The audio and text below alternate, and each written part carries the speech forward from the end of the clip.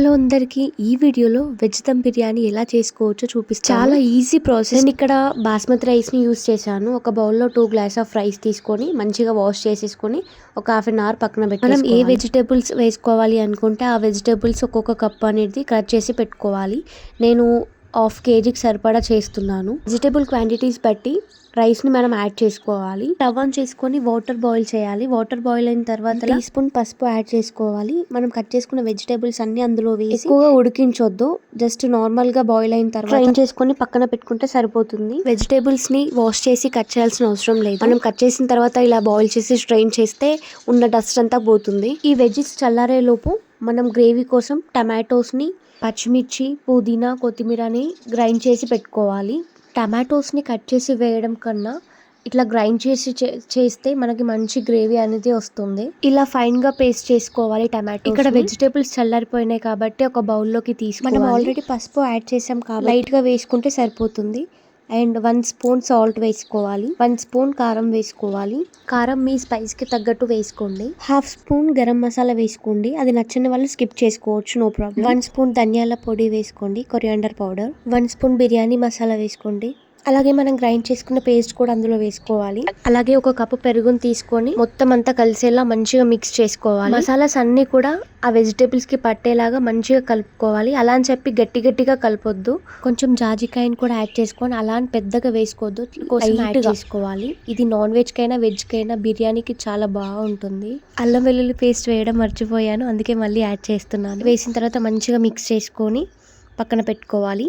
మళ్ళీ stove on చేసుకొని onions fry చేయాలి. బిర్యానీకి మోస్ట్ ఇంపార్టెంట్ కదా ఫ్రైడ్ ఆనియన్స్. బౌల్లో సేమ్ క్వాంటిటీ కొంచెం నెయ్యి, కొంచెం ఆయిల్ యాడ్ చేసుకొని ఆనియన్స్ వేసుకోవాలి.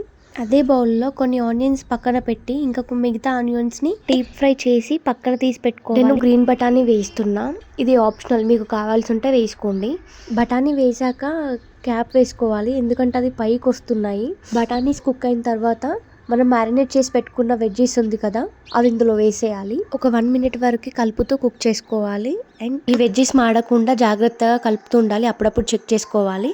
అండ్ అలాగే పక్కన రైస్ కోసం వాటర్ బాయిల్ చేసుకోవాలి. నేను ఇక్కడ వాటర్ 2 liters వరకే యాడ్ చేస్తున్నాను. వాటర్ బాయిల్ అయిన తర్వాత హోల్ గరం మసాలా వేసుకోవాలి. బిర్యానీ ఆకు, దాల్చిన చెక్క, సాజీరా, ఇలాచీ, ఇలా అన్ని కొద్ది క్వాంటిటీలో వేసుకోవాలి. తగినంత ఉప్పు వేసుకోవాలి. ఇందులో నేను నిమ్మరసం కూడా యాడ్ చేశాను, కానీ క్లిప్ మిస్ అయింది. అది కొద్దిగా నెయ్యి, 1/2 teaspoon బిర్యానీ మసాలా యాడ్ చేసుకొని పెట్టుకున్న రైస్ ఉంది కదా, అందులో వాటర్ అన్ని తీసేసి ఇందులో వేసి మూత పెట్టేసుకోవాలి. అలాగే ఇక్కడ వెజిటేబుల్స్ కుక్ అయ్యాయా లేదా చూసుకోవాలి. ఇది ఒక 90% కుక్ అయితే సరిపోతుంది. వెజ్జెస్ కుక్ అయిన తర్వాత కొత్తిమీర వేసుకొని క్యాప్ పెట్టి పక్కకు పెట్టేసేయాలి.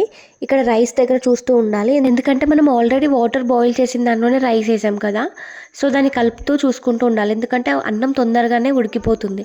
మరీ మెత్తగా కానివ్వద్దు, ఒక 90% ఉడికితే సరిపోతుంది. సో రైస్ ఉడికిన తర్వాత ఇలా స్ట్రెయిన్ చేసుకొని వెజిటేబుల్స్ కుక్ చేసిన దాంట్లో లేయర్స్ లాగా వేసుకోవాలి. ఇలా నీట్గా మొత్తం అంతా రైస్ అంతా ఇందులో వేసుకొని రైస్ని ఈవెన్గా స్ప్రెడ్ చేసుకోవాలి. రైస్ అనేది ఇలా పొడిగా ఉంటేనే బాగుంటుంది. కప్ రైస్ ఉడికించిన వాటర్ తీసుకొని ఇలా పైన చల్లాలి. ఫ్రై చేసుకొని పెట్టుకున్న ఫ్రైడ్ ఆనియన్స్ ఉన్నాయి కదా, అవన్నీ ఈవెన్గా స్ప్రెడ్ చేసుకోవాలి.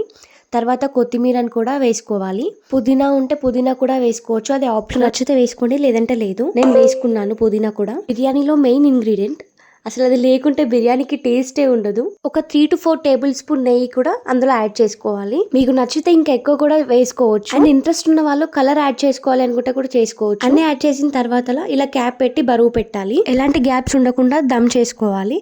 ఒక 15 minutes పైన పెట్టి కుక్ చేస్తే సరిపోతుంది.